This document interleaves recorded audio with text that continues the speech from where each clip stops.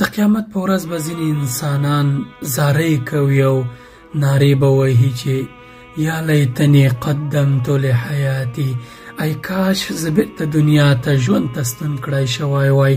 دا هغه مرحله ده چې دوی باندې نور ژوند نو تمام شوی دی، ژوند یې پای ته رسېدلی دی.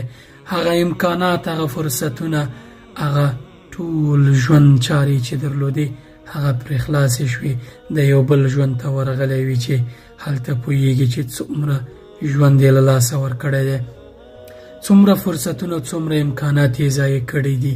هغه پوهېږي چې دا یې منله چې ژوند به یوه ورځ وروستی کېږي، خو غافل شوی و. اوس پرې هر څه بند شو، یوه پرده قایله شوه د دوو ژوندونو ترمنځ چې دغه پخوانی ژوند نور هېڅکله نه راستنېږي او راتلونکی ژوند بدبختي شي. پوهېږئ دغه دنیا کې ډېر امکانات موږ او تاسې لرو، فرصتونه لرو، مالی امکانات، نور فکري وخت، هر څه لرو، انرژي لرو، حوصله لرو، هر څه لرو.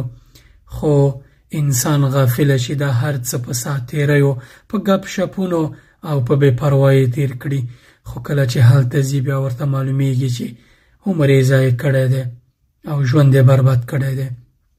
دغه لنډه دنیا، دغه لنډ عمر، دغه لنډ وخت آیا د دې لپاره نه ارزي چې مونږ یې د داسې یو ژوند لپاره سرمایه ګذارۍ لپاره وکاروو، د داسې یو ژوند لپاره پرې پانګونه وکړو چې هلته نو مرګ نشته، همیشه انسان ژوندی نوم شه چې وغواړې شته دی.